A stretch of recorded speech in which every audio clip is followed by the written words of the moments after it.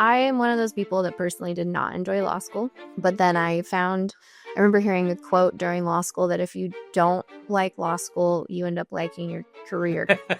And vice versa. If you liked law school, which means you're probably doing really well, they probably have like amazing big law jobs and are making a ton of money. So yeah, I found law school very challenging for all the reasons that other people find it challenging. Wait, okay, let's talk about that for a minute. Are you telling me that law school did not give you any practical experience? I personally don't think so. Well, some classes did. So let's switch gears in the conversation to kind of your first in-house gig. What was that like? Mm-hmm. Did you feel prepared? Was it what you thought it would be? How did that evolve for you? Let's start there. I sort of think that, like, in terms of training, that was the best training ground for me versus law school. You know, you learn certain skills in law school, but that was, for me, the most beneficial in terms of skills and training and that apply to my life now, to this day. From the lens of your 10-year self from now, looking back, what do you hope that person sees about you over the next 10 years?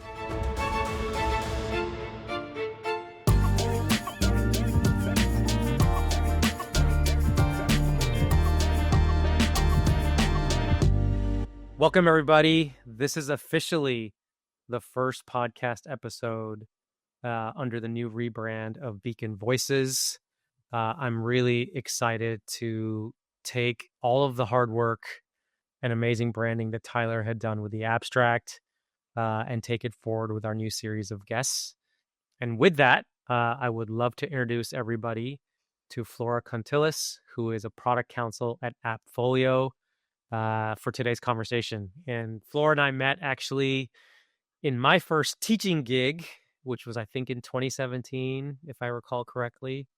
I had put together a course at Santa Clara Law where I was, where I graduated from. I put together a course on practical application of environmental expertise, like actually doing things and how to do things as an environmental lawyer. Flora was a student in the class, so known each other for about 7 or 8 years. Have kind of connected over that time on a variety of different things, which we'll talk about. But Flora, welcome to the podcast. Really glad to have you and have this conversation with you today. Yeah, thank you for having me, and thanks for inviting me to be the first guest for the new series. All right, and look, to be very honest, with first guests, as you saw, as we were figuring out our technical issues on the platform for the podcast and stuff, like we'll kind of see how this goes and roll with it. But the themes around this podcast really line up nicely for this conversation. You have done a variety of different things in your career. You've overcome some pretty tough challenges, both in law school and after law school. And here you are with this amazing career that you have kind of created for yourself. So we'll get into all of that.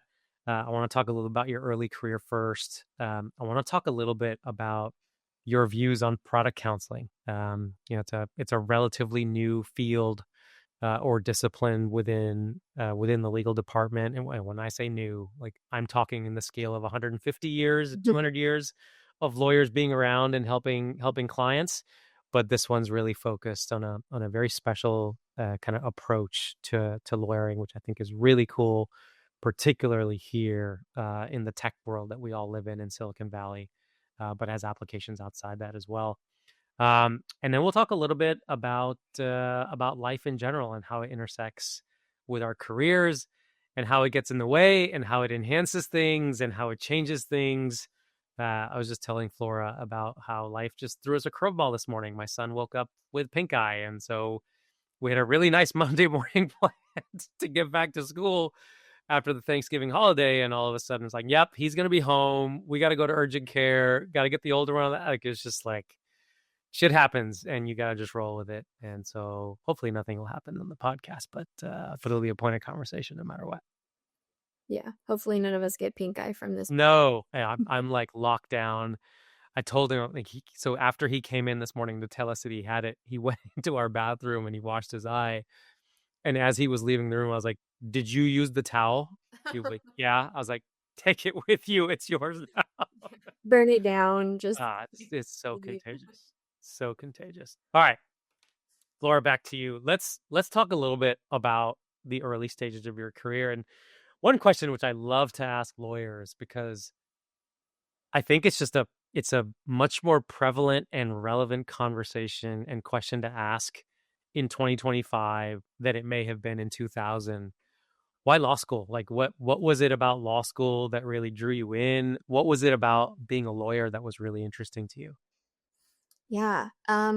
It's not like a terribly exciting, well, I guess maybe a lot of people can relate to this in some way, but I decided to go to law school probably when I was around, I don't know, 15. And it was honestly just because I, like thought it would be a prestigious career path and wanted to have like an element of or a certain amount of success, but it wasn't necessarily around money. I think it was all personal in terms of my own ideas of what success looked like at the time, which was acknowledgement, admiration, recognition, giving away some of my Enneagram characteristics here. Yeah.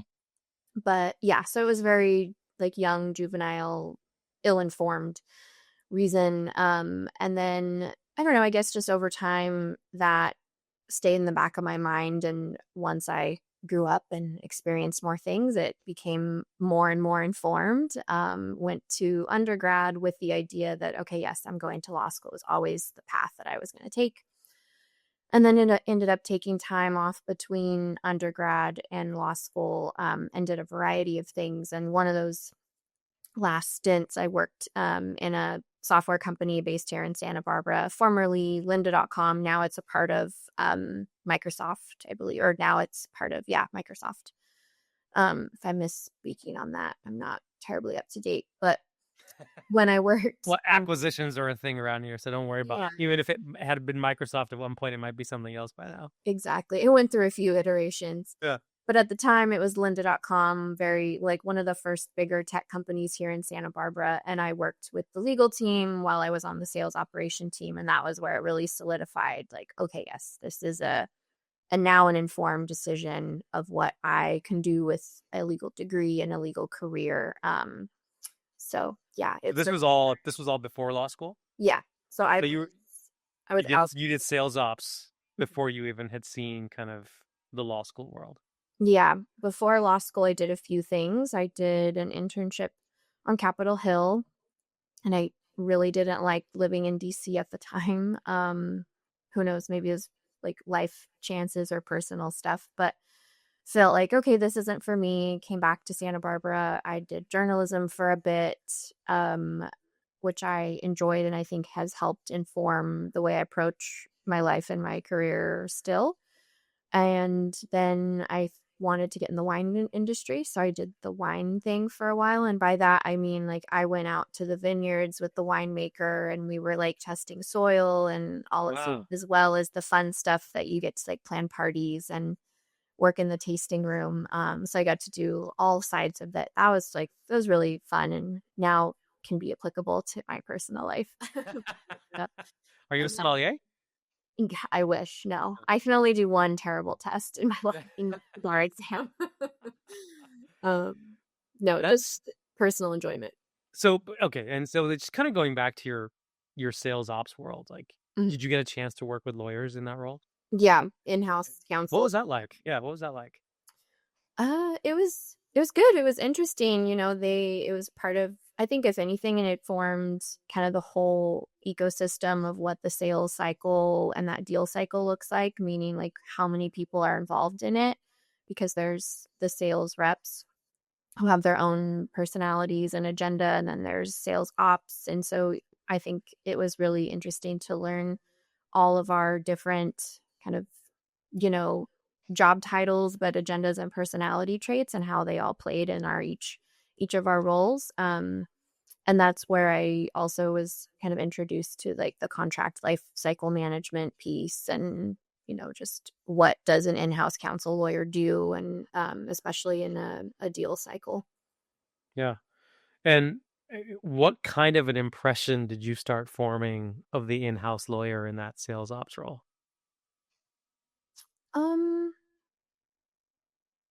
I guess like serious, important, um, but also so serious, important, but a team, like a teammate and a partner, which is what I saw as a sales ops in my sales ops role as well, is that I sort of saw us all as, and I still see myself this way as in-house counsel, as like I see my business partners as my customers. So I see us as like, we're all here to be teammates and to further the same goal, have the same goal in mind.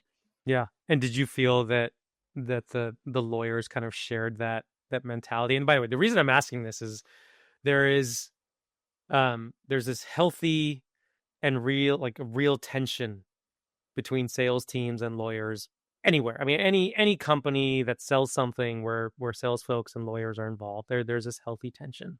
Mm-hmm. Um, Generally speaking, there's a healthy tension, sometimes unhealthy tension between business teams and legal teams for a variety of different reasons. We'll get into some of that when we talk about the product counseling side of the house. But I'm just curious, because you've had that role. I mean, there aren't a ton of lawyers who are doing either product counseling or are um, commercial lawyers who've had the sales experience, who've been on the other side, so to speak, Mm-hmm. of that coin with lawyers at the same company where, they're trying to get a deal done. Like that deal has financial implications, certainly for the company. So both people are in line there. But that deal also has financial implications for that individual salesperson, Yeah. right? And so the faster you get it done, the least amount of friction that needs to be, that can be there is obviously ideal. And that's not always the way that a lawyer will approach the situation. Mm-hmm. So I mean, is that something that, you're early in your career, is that anything that you kind of picked up on, or either back then or now, having, you're now a lawyer and you look back on it like, you know what, when this happened or that happened back in my sales ops role, like this is the tension that I was picking up on. Mm-hmm. Yeah, no, that's absolutely correct. I identified that as in my sales ops role because we were sort of the gatekeepers for, we call them bookings, in that role. I'm sure a lot of other people can relate to that, but we were, yeah, the gatekeepers for the booking. So that meant like the number that you see in the Salesforce dashboard or that sales rep sees. And I probably experienced that first in that role and then understood it, or was able to take that in once I was on commercial roles in as an in-house counsel. So yeah, there's definitely a kind of push pull, and you can have that tension between the two. I guess I first experienced it before becoming an in-house counsel, but that helped me be able to apply it. Like once I was in-house counsel and was working with sales and working on deals, I felt Yeah. like, oh, okay, I've been here. I know what's happening. I know what you're freaking out about. Like I've done this rodeo with you, or I've done this rodeo before, like I knew how to handle it, I guess. It was just a Yeah. different set of characters. What was kind of, let's say you have your top two takeaways from their sales role that you applied in your lawyering world as a lawyer working with sales teams? What would you say the top two were? Oh, that's such a tough question. Um,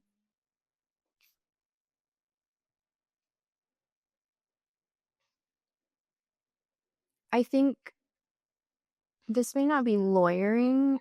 I guess it is, but I try to approach my work by being up, recognizing that we're people first. And so I try to make that really personable connection with someone to the extent it's possible.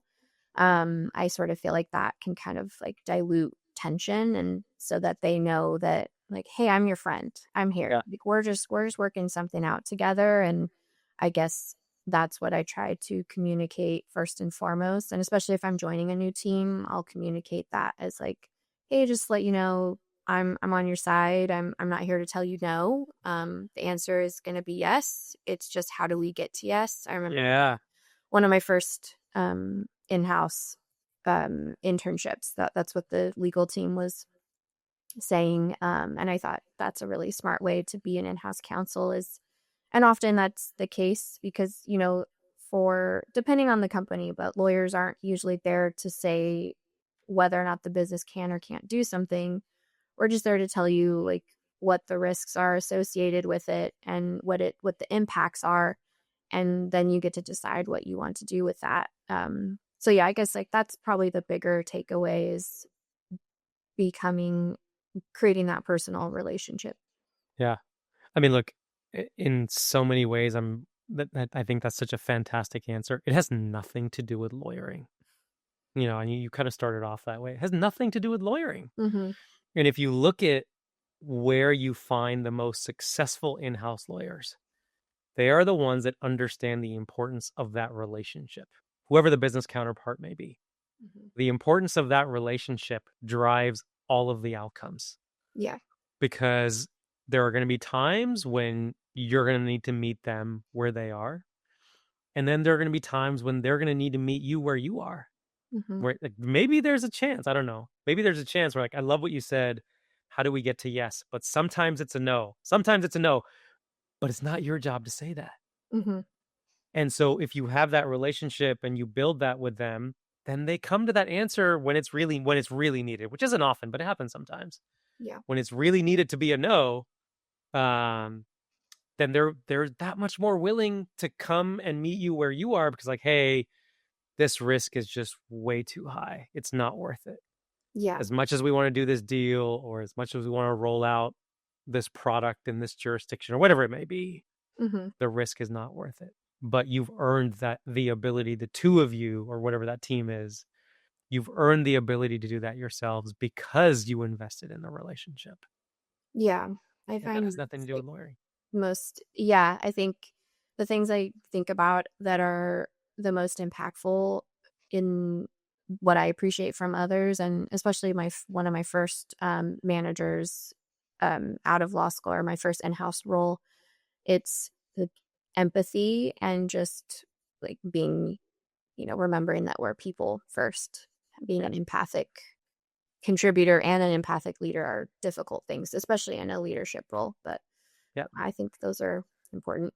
Anything else in terms of takeaways that you really wanted to share that you think have served you really well because you were in that sales role before going to law school?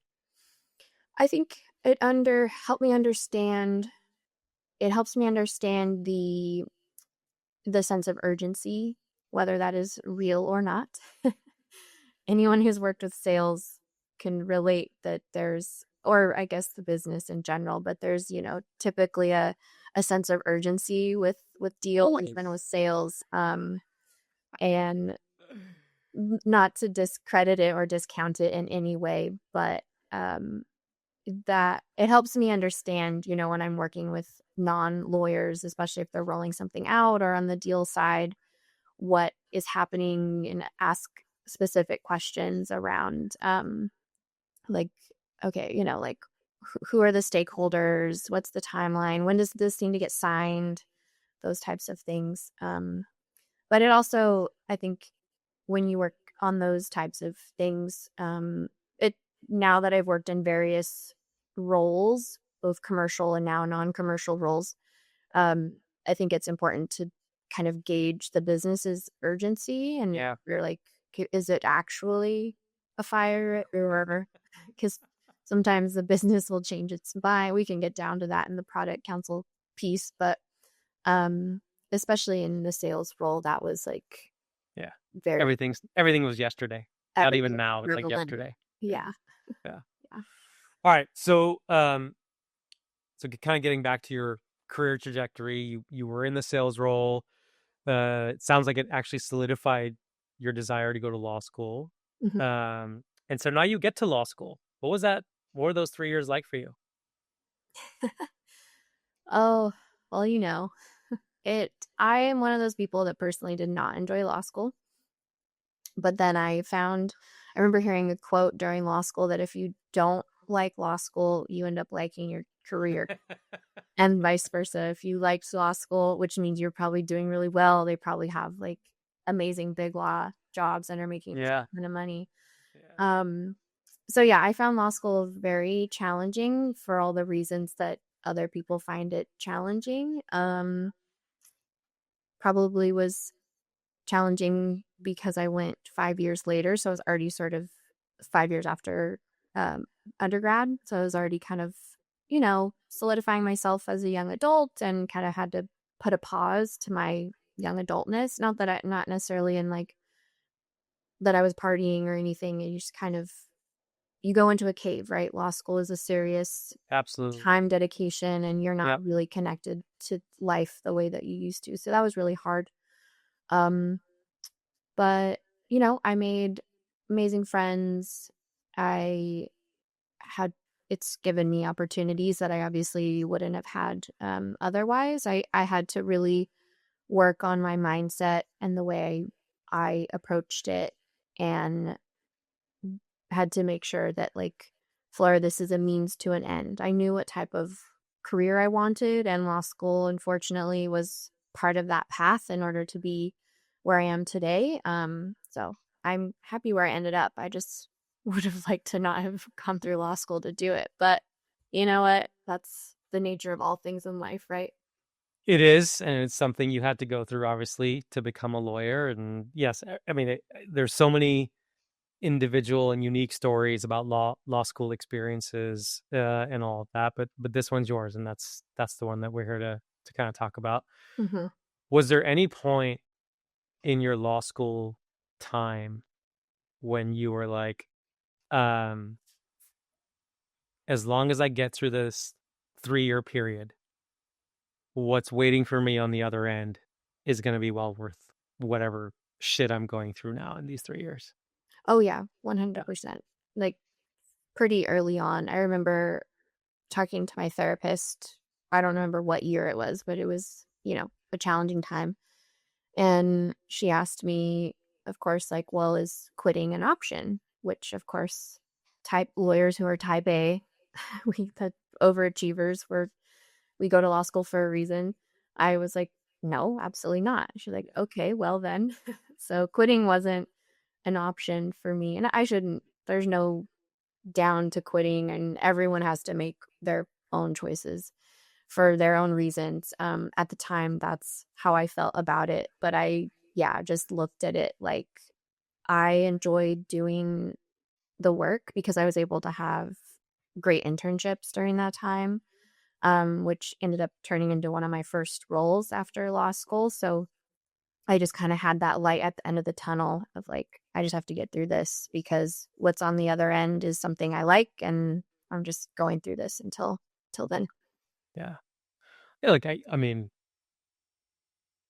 quitting is always an option depending on what it is. Mhm. Right. I mean, so I think from that lens, um, it's a reality that everyone grapples with in one form or another. But your point around who chooses to go to law school, um, that thought of quitting it is it's such a huge like no in your head. Mhm. Yeah. Um, you know, it has some aspect of like what other people will view it as and all. It certainly has that, but so much of your own identity gets wrapped up in applying to law school and getting into law school, and then like that first year, man, I mean, it hits you like a ton of bricks. That Yeah. first year is daunting. Um, and it's interesting, taking time off between undergrad and law school.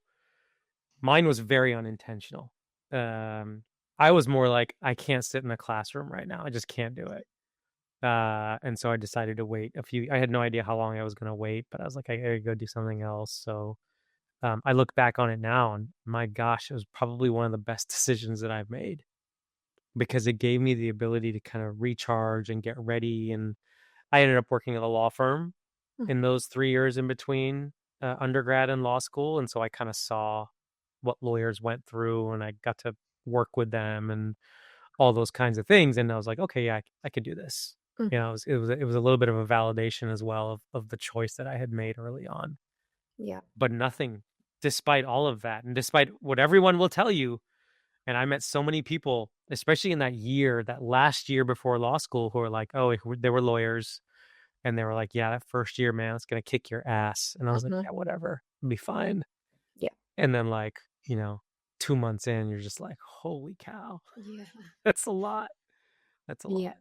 I remember Um, talked a few people that did the same thing, talked to people, and was frequently told that to be talked out of it, which yeah. I was determined. But yeah, I think what you said about taking that time off is really helpful, and now I'm really grateful for it because I I think it helped me really like I said, like the work about it. And because academically law school was so challenging in a way that academics weren't before, um so it really showed me that, hey, if I might not be the smartest or like the top of my class, but I am going to hustle and work my ass off, and this is the thing I'm going to lean on as my strength versus my grades, my academics. So that was something I used to my advantage as well from that time off. Yeah. Was there anything in law school that started shaping your desire on what kind of law you wanted to practice or what you wanted to do when you graduated? I think it just confirmed what I thought I wanted to do. I had thought I wanted to go in house. And then because I went to law school in the Bay Area, it's a tech hub. Thankfully, there are a lot of examples of that in that area and at that time. Whereas before, when I would tell people I wanted to be an in-house lawyer, in-house counsel, I met people that had a more traditional mindset about it that said you need to work, in a law firm first, and then you go in-house and go, take that very specific path. And in the Bay Area, that just wasn't how it was communicated. I met people that did that. I met people that didn't, and people that didn't care and would talk about, a lot of people that I was meeting in like networking and mentoring situations. So I think it just more solidified that this is possible. And then I pursued opportunities and paths that would give me skills or like practical experience that would help that. Wait, okay, let's talk about that for a minute. Are you telling me that law school did not give you any practical experience? I personally don't think so. Well, some classes did. Some classes did. The non-bar related classes did. Yeah, but even those, I mean, unless it's a dedicated, and there's few and far between, even now, even in 2025, Mm-hmm. Santa Clara law notwithstanding, like, to be very clear, I think they've done it's not a plug for Santa Clara law or anything like that, but Mm-hmm. I'm still very, very close with the school. I still teach there. They've done an amazing job of including practical application into their curriculum, Yeah. courses that are designed to teach you how to lawyer, Yeah. not just what it means to be a lawyer, not just theory and all those kinds of things, which are great. You got to know some of that, but how you actually do things as a lawyer. Yeah. That was for me, and I want to talk about this in a minute for you as well. Um, when I came out of law school, I was an environmental lawyer. I didn't know how to do anything, nothing. I had to learn everything from scratch. Mm-hmm. And even like legal research and writing, you kind of have to learn it a little bit newly for wherever it is that you end up practicing, because the partners that you work with will have their own nuances and things to how they want research memos drafted and so forth. So yes, you learn how to do legal research really, really well. You learn how to look for cases, analyze cases, dissect them, get what you need out of them, and make your arguments, which is the core of what many lawyers need to know how to do. But it's a very, very, very small part of what lawyers actually do, particularly on the in-house side. Yeah. So let's switch gears in the conversation to kind of your first in-house gig. What was that like? Mm-hmm. Did you feel prepared? Was it what you thought it would be? How did that evolve for you? Let's start there. Yeah. It was amazing. I was incredibly lucky and sort of right place, right time. I sort of think that like in terms of training, that was the best training ground for me versus law school. You know, you learn certain skills in law school, but that was for me the most beneficial in terms of skills and training and that apply to my life now to this day. So I had through networking met a woman, Jessica Shore. She was the general counsel at the time for Vendavo. I needed, you know, an internship, or I think I did externship credit. And so she is a like gifted mentor, wants to be a teacher, wants to give back and take people under her wing. So, you know, we met and she knew I wanted to go in house. So she was like, hey, why don't you come and be my intern? And I guess I had some expectation or some understanding of it already. I had done an in-house role during my 1L, between 1L and 2L. So I had a little bit of familiarity of what might be expected. So it was that and then some. And I mean, it was great. I did, because the legal team then was so small. It was Jessica. She hired another attorney in the UK because it was a global company.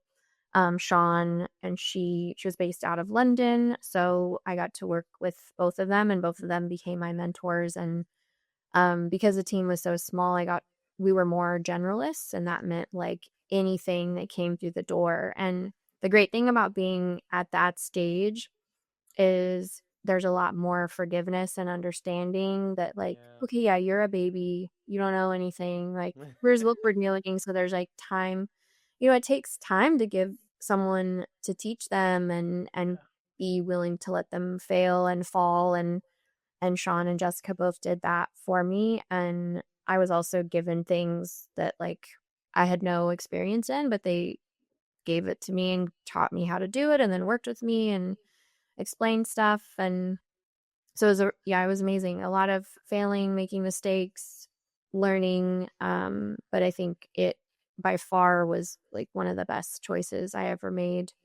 But that was definitely because one was the experience I was having and things I got to work on, but then the mentorship and the training from both of them was to me invaluable.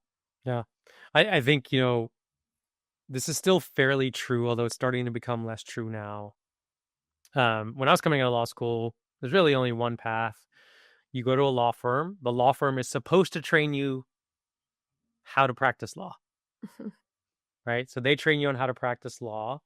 And then you either stick it out at the law firm, you make partner, or you end up going somewhere else. Maybe you go in-house, maybe you go to government, maybe you go do something else entirely. But if you go to in-house or if you go to the government, then it's usually, back then it was like, oh, you got to put in your time at a law firm, 6, 7, 8 years. At that time, it was universally agreed that that was enough time for you to be able to do the in-house job or for you to be able to do the government job so that they didn't have to train you. That was the thought. They wouldn't have to train you. But that was nowhere near the reality because law firm lawyers just think very differently from in-house lawyers, as I am sure you have experienced yourself. Yeah. Government lawyers think very differently from law firm lawyers, although there's probably a closer connection there. Mm-hmm. And so they end up having to retrain you or break habits and build new habits and do all of those kinds of things. Yeah. And yet here you are in your first real kind of in-house experience, getting the kind of training and mentorship that makes for success. Mm-hmm. What was it? Did you say her name was Jessica? Yeah. What was it about Jessica that made her that way? Why was it so important to her to do that? Oh, I'd have to, not to like speak for her, but I think that's just an innate, very natural quality of her is to want to be a mentor and to be a teacher. And she is equal parts very tough, very like challenged me, scared the crap out of me sometimes, but then equal parts like, yeah, it's tough conversation, and then we had it, it's done, and we're moving on. So that's what I mean, and what I mentioned earlier about leadership. There's like definitely a leadership quality and then an empathetic quality that is challenging to balance, and she was able to do that. So one is that she had the interest in it, and she had told me that it also requires the recipient to be willing to take feedback and do something with it. So I guess I was just also like a very willing student and interested, and was just a sponge. So it was, it was a team effort for sure. But yeah, I just think that's sort of who she is. She still is that way. She still Yeah. performs the same way and has another me under her belt on her team. And took in a law student that became an employee, or just still does that type of stuff. And it's interesting, going back to your point about the training piece, I had sometimes felt inadequate for either not being the top of my class or not going to these big law firms like I was seeing people do, or like everyone talked about. But then I was getting training from people that did do that and who were basically top of their industry and had excelled in their roles. Because Jessica went to MoFo out of law school. Sean, I'm blinking on the firm she was at in San Francisco, but they both were law firm trained people. So they had that background. And so I feel like I got the training just a different way, I guess. Yeah. And that's the thing, right? And I think it's not that in-house departments and other non-law firm environments can't train lawyers. It's that it requires intention. It requires understanding the importance of doing it, and then putting some kind of structure into place to actually do it. And obviously, the student matters a lot. I think that how quickly you learn something is so much more a product of you, the student, than it is anything else, irrespective of what you're learning. So all of those things have to go together, but the training, mentorship, teaching piece, that has to be very, very intentional. And I think we're starting to see a shift there. I think we're starting to see a shift in law schools a little bit in terms of practical application. And then you're starting to see a shift in in-house mentality. Like, if our fresh grads or our junior people that we hire on the legal team, if they can do these 3 or 4 things, that's enough for them to serve and be productive and be in these roles. And then we can put some, good infrastructure. It doesn't have to be heavy. It doesn't have to be intensive, but we can put that infrastructure into place to actually help them grow and evolve and become more senior lawyers. The only reason it was like it's law firm only path earlier on is because that's all that there was. That's all that there really was. Yeah. Now, the in-house department is only about 50 years old. It's not that old. The first in-house department was half a century ago. Lawyers have been around for way longer than that. Yeah. So it's still a fairly new kind of place to practice law. Yeah. But the fastest growing one on the planet, which I think is also really cool. All right. Getting back to your Vendavo time, like when did you know it was time to move on, and what did you move on to? I think I had been at Vendavo for 5 years total. That includes internship and then going full-time in-house. I had started feeling, I guess, a little stagnant in wanted new challenges. I was in the role for specific mentorship and leadership that was going through changes at the time. And so it just sort of happened organically with, the way that our team, certain people were leaving on that were the reasons that I was there or like kept me there. And I was also going through a life change. I sort of felt like 5 years, okay, maybe I should be starting to think. I knew I needed to progress in some way, whether that was going to be in Vendavo or not.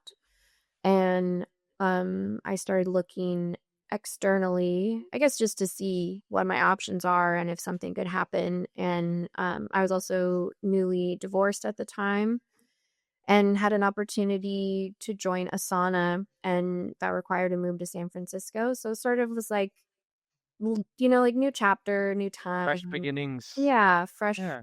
kind of like, yeah, turning a new leaf and adding a new skill set or something to my book, so to speak. So yeah, I just sort of felt like it was time for the baby bird to leave the nest in a way. Like I had gotten a lot of great training and wanted to keep applying it and keep adding to training from other sources. And then, yeah, for personal reasons wanted to geographically change my environment.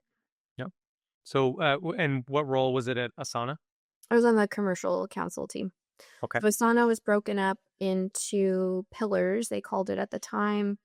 And there were, an employment team, product, privacy, and then commercial. And you're very much like in your role when, worked on commercial specific pieces when you were on that team or in your role. You did cross pollinate a little bit with, I worked sometimes with the privacy councils on various deals, but I mostly did commercial work, or primarily commercial work. Whereas at Vendavo, I was doing quite a bit of everything, with an emphasis on commercial counsel.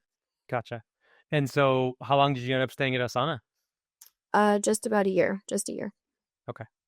And then, again, kind of a time to make a change, and kind of what drove that? Yeah. I was wanting more diversity like I had at Vendavo and wanted to be able to it helped me see like, oh, okay, I really like commercial work. It's fun. And I think that's where I do so far have done my best thus far. But I wanted a variety. So I was a little under challenged, and it was both career and personal motivation in terms of what I wanted my life to look like at the time, my career to look like. And I had the idea, I don't remember where I got the idea from. Either I had my coach at the time or just by searching and came across Axiom, which is how you and I reconnected for one of the second, third times. And, you put me in contact with your friend, and I started having conversations to see what that would look like. And my first opportunity was with Google, and I sort of felt like I couldn't miss that opportunity. I was wanting to do something different anyways with my life and my career, and I felt like I'm never going to get a chance to work at Google. So this is the capacity I'm going to do it. And I honestly, there's the There it is. game. There it is. It's funny. Your dog barked at the exact time that my wife and son got home, so I heard him in the back there too. It's the trash people, of course. Yeah. But he's a good guard dog. Yeah, she is noisy, but yeah, so it was again like probably more for the experience. I wanted to have that experience. I felt a little stagnant, wasn't challenged so much. I guess it wasn't quite what I expected, and so I wanted something different. Yeah. You mean at Asana or? Yeah, at Asana. Yeah, got it. Yeah. And did you find what you were looking for in the next move? Yeah. I mean, Google, what I liked about the transition that I did at that time was Vendavo being on a very small, scrappy legal team, smaller company, Asana, bigger company, bigger team, and then Google is Google, right? I was in a contractor capacity, but it was still really informative. I think you learn similar to what one of your first questions is. My takeaways weren't necessarily just solely on lawyering. It was also on like, what is it like to work in a bigger company on a bigger team with very different risks and challenges than Vendavo would face. So yeah, it was a interesting experience for sure. Yeah. And was this kind of the building blocks for becoming a product counsel, which is your current role at AppFolio? I think they all fit together and informed my decision in that I wanted to be well-rounded, and I didn't really want to be siloed as a solely commercial counsel, even though funny enough, like that's where I strive and do. I'm really happy in that capacity, but I really wanted to have variety and depth to my practice and my skill set. And I think that's important when you're an in-house counsel. When in your house counsel, you need to understand the business holistically. And I guess that's what I thought about at the time when I was looking at other non-commercial roles. And I have had my eye on AppFolio for a while. They're a smaller team, a smaller company, so there's not roles that come up very often. And I Yeah. wanted to move back to Santa Barbara, so it sort of was right again, like right time that I was looking, and happened to be aligned with wanting to move back to Santa Barbara as well as wanting to go into a role like this, which has been another like definitely new challenge and very different from other roles I've done. Yeah. Before we kind of get into the product counsel world, and talk about that a little bit, you said something that really kind of reminded me. Um, inherently, I think inherently, 99.9% of human beings, I'll leave a little bit of space for folks who are not like this without any judgment whatsoever. We want to be challenged in our lives and learn new things and grow. Mm-hmm. Um, I look I look at a lot of like health research, and especially I'm 49, like I'll be hitting the half century mark next year, and health and mental acuity and physical fitness, all those kinds, they just matter a lot more now. So Mm-hmm. I research a lot of this stuff. I would read a lot of this stuff. And one of the biggest mitigating factors for mental cognitive disease as you get older, things like Alzheimer's and others, is the ability and the desire to learn new things as you age. Mm-hmm. And so what they recommend for folks who, start retiring or kind of start slowing down, or pick up something new, Mm-hmm. an instrument, knitting, whatever it is, something that you haven't done before that your brain is forced to learn. And that is an incredible way to stay sharp and keep your mental acuity about you. And if you're inherently like that as a human being, which obviously you are, it's that much easier to do it. Like you're not like my kids sometimes, like, oh, why do we have to do this? Like, I don't really want to do this. No, it's like, hey, this is cool. Yeah. My brain and my body are telling me that I need to do something different. I asked you this a little bit earlier, just to kind of sense where it was at. I was like, what was telling you that it was time to leave? Mm-hmm. And your answer lines up too, which is like, it was time because my brain and my body, they were telling me that I needed a new challenge. This wasn't enough. Mm-hmm. It wasn't enough for me. And I think it's a really important fact, particularly for lawyers, because I think if you look at some of the mental health statistics in our profession, you tend to see a reality that is more reflective of being stuck doing the same shit over and over and over again. Yeah. And one of the best ways to not be a part of those statistics is to inherently being like that. And you can obviously, we use different terms like growth mindset and all those kinds of things. But to have that as a part of your career, but also your life, and we'll talk about that a little bit later as well. Mm-hmm. All right. I think product counseling is kind of the ultimate, um, it's kind of the ultimate of the growth mindset. And especially in tech, because there are no answers for the questions that get put in front of you. Often there are no answers to that. Talk to me a little bit about your understanding of what product counsels do at the time that you applied for the position that you're currently in. And then I want to talk a little bit about just kind of the evolution of the role, because I think it's a really, really interesting one for law students and lawyers themselves. Mm-hmm. Um, One, you're reminding me that I should pick back up on my Spanish classes. There you go, learn a new language. It's like the ultimate way to spark your Yeah. brain. Yeah. Yeah, fully agree with you on all of that. No, to get to your question, I think that my understanding of the role is aligned with what I found out that it is, where you are there to be a partner to the business, so similar as other scenarios and other roles. And you're there specifically to partner when the business, and by business I mean that could be the business team making the decisions or the product team deciding to want to either add a very new product or a new feature or build upon what's already there or change something that's already there, and understand help the business understand what legal parameters there are to do that. In our case specifically, we're heavily regulated. So I support the insurance side of the house for our products, which is a heavily regulated industry, both federally at a state level. And then there's nuances within the state, within the city, within the county. Yeah. It's a very granular um, level of laws and regulations that apply. So I guess it's, yeah, the same understanding that I had is what I learned that it is, where you're still partnering with them.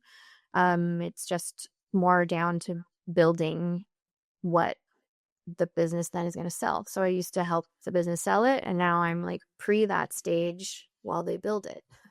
So that it can be sold properly and not get into lawsuits and regulatory investigations and all of those kinds of things. Yep.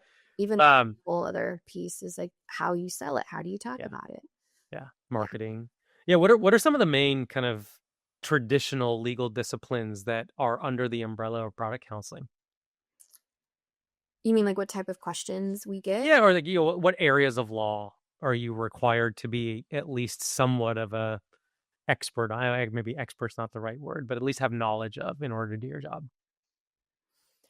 I think it depends on the product specifically. So the way that we break up our team is we have our payments team that is supported by one individual, my manager, our screening supported by my teammate, and then insurance, which I support, and then we all focus on product generally. And so you need to, I guess, know the specifics of that line. So for myself, I would need to know, we follow NAIC's model rules for insurance and insurance licensing. So that's what can a licensed or non-licensed individual or entity say or not say or do or not do when it comes to selling insurance or talking about insurance and the type of insurance. So that's, I guess, the first and foremost thing that comes to mind. And when I started, that was like the main guidance I had to really keep up to date on, and is still a guiding framework on how we approach our work. And then it, teases out from there. Yep. And one of the things that I'm sure is true is irrespective of the type of company or product that's involved, you have to get to know some specifics that you didn't know before that have to do with the business, but also the regulatory framework. How do you go about learning those things? What's your approach to that? I thought about this question beforehand. I figured this would come up. And honestly, the thing that comes to mind is hopefully you have a really good team, that it's sort of the kind of scenario where you don't know what you don't know. And so I try to ask all the questions, and rely on the people that have been there before me that might be more of an expert than I am. I don't ever claim to be the smartest person in the room. I always want to be a student. And so if there are people around me and on the business, I personally rely on my teammates, probably on the product and on the business side the most when it comes to me supporting them, because then I can hear what are the concerns, what are they thinking about, because oftentimes they already have the concern in mind when they come to you with their question, and that sort of helps me guide the then research that I do, whether that's using outside counsel who's a specialist in insurance or our own research and internal support. So I'm really fortunate that I have amazing team of individuals on the business side that I can, I guess, rely on. Outside of that, it's doing your own research, asking, knowing what you don't know, and then asking someone who knows it or you Yeah. think knows it. I mean, that self-driven nature of inquiry, that self-driven nature of learning is such a critical component of all lawyering. I Mhm. think it's particularly true in product counseling, but this role, this type of lawyer is fairly new to the industry and to the profession. Right, 20 years ago, you were maybe starting to see the role somewhere. Technology companies, and and maybe I'm wrong on this. I want to say Apple is really credited. It's either Apple or Google or one of those two big companies that are really credited for kind of creating this type of lawyer, which is a generalist. And we're all familiar with um, building a house. Mhm. Right? You have a general contractor who goes out and either he or she has the specifics of a particular area of the house that needs to be addressed within the general contractor's purview, or they go out and they subcontract the plumber, the electrician, the roofer, like the floorboards, things of that nature. But the general contractor is the one that kind of quarterbacks the whole thing. Mhm. They are there to they're the ones who are responsible with the home owner to kind of create their vision. That's how I think about a product counsel is you have to have a little bit of privacy experience and commercial experience and marketing experience. And then you have to have any regulatory specific experience or knowledge, depending on the type of product, whether it's insurance or it's a social media product or something of that nature, right? You have to have some level of understanding there because when the business comes and says, okay, we want to do X or we want to sell this or we want to build that, you have to be able to help them navigate the risks. And it's difficult to help them navigate the risks without having some understanding of the legal and regulatory framework that's involved in whatever it is that they're building. Yeah. Before that, they're going to law firms. Like companies were going to law firms to get the relevant experience and trying to patch it all together. And they realized after some time, again, I think this is a real credit to the boom of the in-house world in the last 10, 15 years. Hey, if we had these lawyers here, they're closer to our business. They understand our business more. They can get these answers to these questions much quicker. They'll be able to develop relationships directly with our engineers and our product managers and our sales folks and whoever else is involved. Then we're going to be able to do this quicker and more effectively. And that gave rise to what we now full well know to be the product counseling side of the house at any company that has that function. Mhm.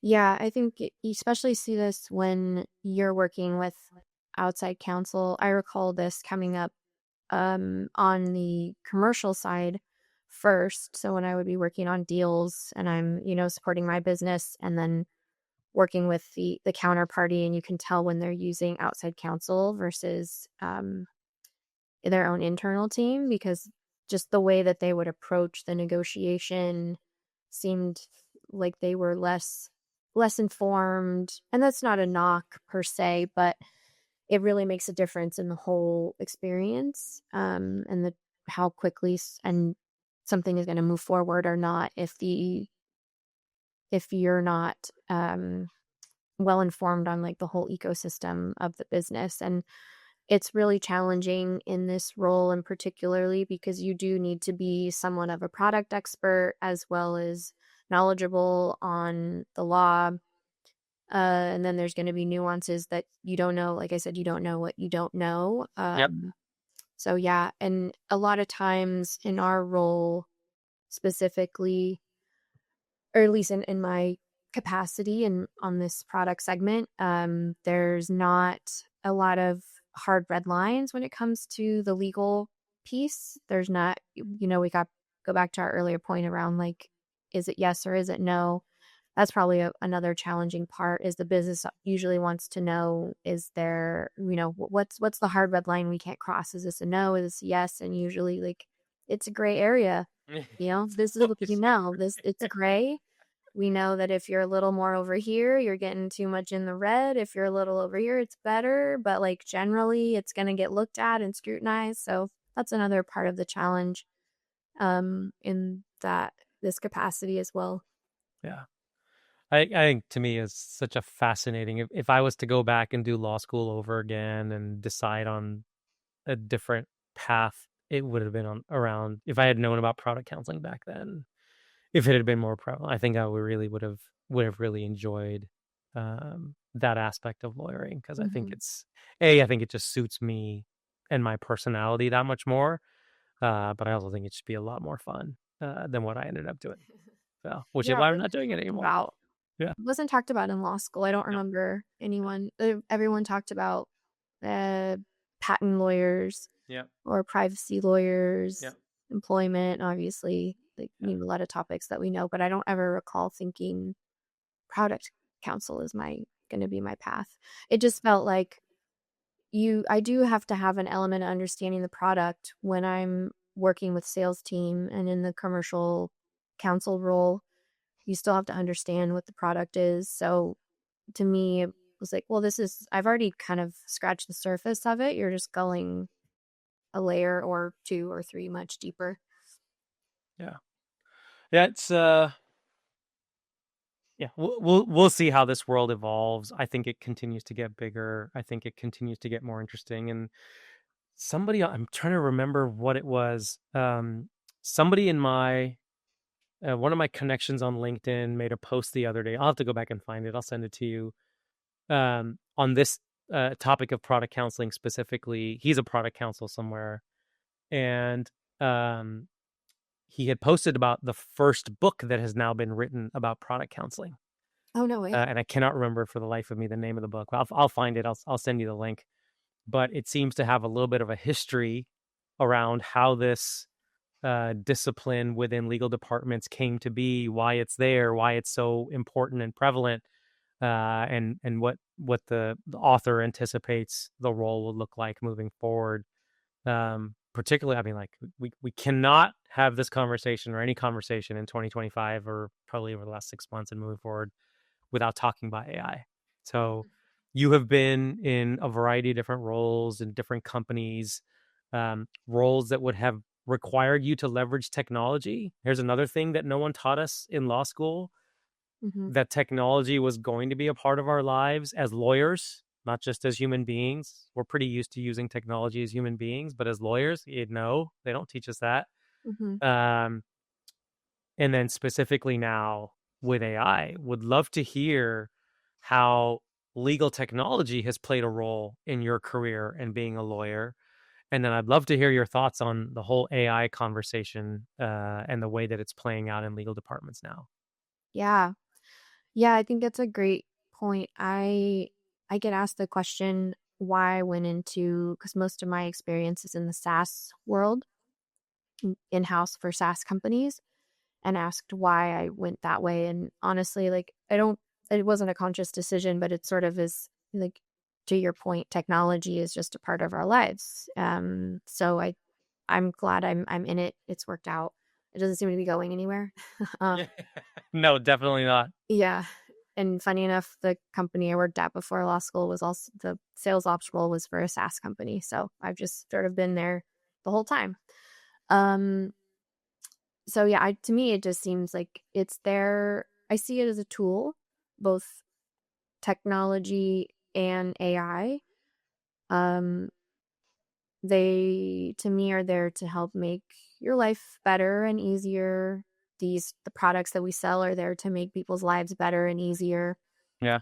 Um, so I guess I see them as the same way. They're there to make, my life easier, my job easier, and hopefully make me do a better job or support people the way that they need to. And because at the end of the day, I want to do a good job. I, same thing we talked about with law school, like the means to the end. If technology and AI help me do a good job, then I would like to utilize them. Um, I definitely am of the mindset. So AI, I very barely started using AI, things like Gemini or ChatGPT or things like that very recently. Which when I started using it, I had thought back to like my first time in law school or first, like in-house role. And sometimes I like wish it were around, but I'm also really glad it wasn't around at the time because that meant like, no, I had to just learn it like the real traditional way, kind of like before kids not understanding what it's like to not have internet or cell phones. Yeah. Um, but so I think that look, everyone, lawyer or not, uses AI and technology in the same or both the same in different ways. And I think it's meant to help us. It I don't think it takes away from the person behind it because like even though we talk about it on our team and within our legal department and non-legal departments too around leveraging AI. So we're very much a proponent of it, but there are times like we also have the asterisks around like this is when it isn't very helpful and when it's not useful. And I do that still when I use it is make sure like yes, I find ways that it's helpful to me, but I still have to augment output or make sure it has to know the whole scope and the picture, and that's not something you can easily put into AI all the time. Sometimes yes, sometimes no. Well, but whether it's in the context of a commercial deal that you're doing, or you still need the context that you can't just feed into Mm-hmm. your prompt. You can't just put all of it in there. Mm-hmm. It's difficult to do that. But for what it's worth, I think your view on it is I think the quote unquote right one, which is it's a tool. AI is a tool. And we are using it. We're going to continue to use it. How we use it matters. What we do with it matters a lot. And you said something like technology should make our lives easier. Would you say that AI in your lawyering has made your lawyering easier?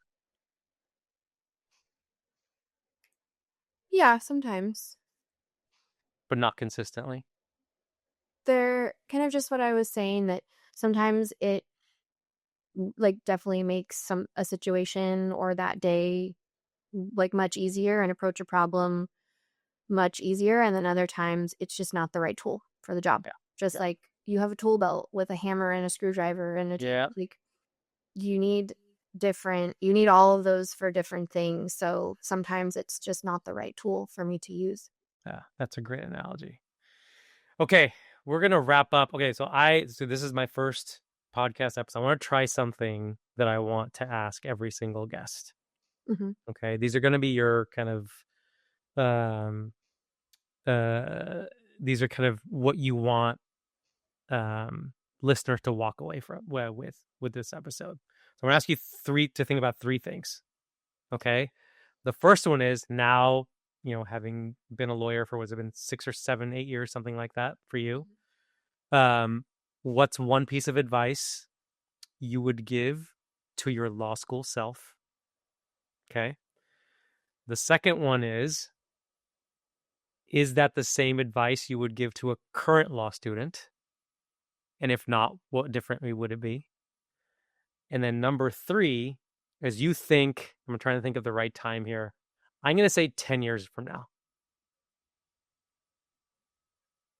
From the lens of your 10-year self from now, looking back, what do you hope that person sees about you over the next 10 years?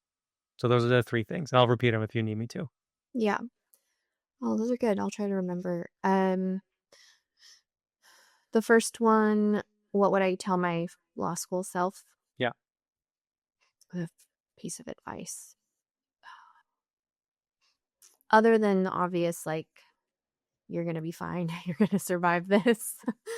I probably the same thing that I heard and then applied was seek like whatever opportunity you seek, especially in your first out of law school capacity or when you're, making that first leap. The best advice I got at the time, which I followed, was to follow the opportunity where you're going to get the best training and mentorship.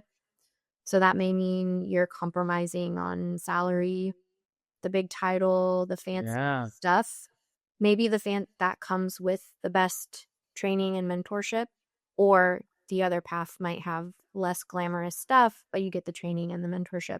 In my case, it was, less fancy title, less money, those types of things. But that was the Vendavo path where like I wouldn't trade that for anything. I'm friends with those people. That changed my life for the better in a lot of ways.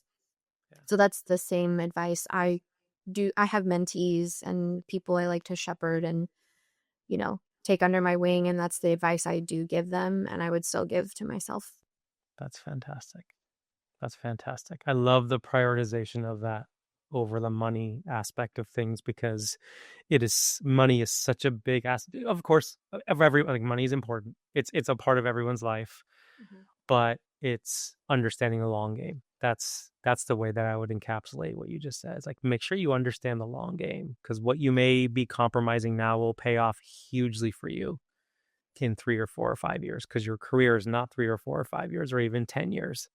It is 20, 30, 40 years, depending on how long you decide to work. So play the long game. I like that one a lot. Okay. So looking back from 10 years from now, what do you hope that person sees and knows about you?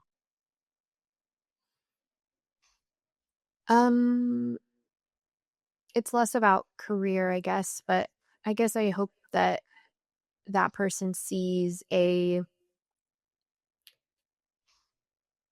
solid, autonomous, independent woman. And for me, that's important to say because I live in California. It's expensive to live with. And I guess I've just wanted to be self-sustaining.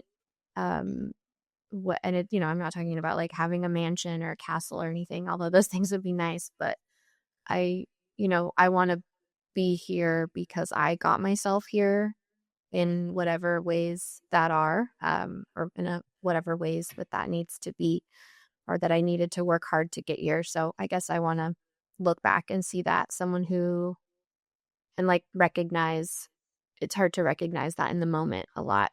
It's one of those things that people will compliment you on certain aspects and you don't see it because you're in it every day. Yeah. So I hope that I can look back on it, which I guess I do in other areas of my life.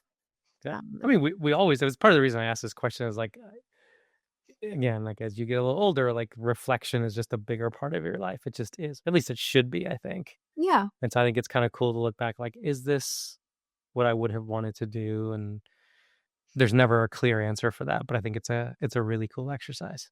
Mm-hmm. Yeah, those are good questions. All right, Flora, thank you so much for joining us on Beacon Voices. I'm looking forward to seeing how this episode turns out. And thanks for being my guinea pig today. I hope I did okay. Yeah, no, you're great. Always easy conversation chatting with you. So thank you. Pleasure. All right.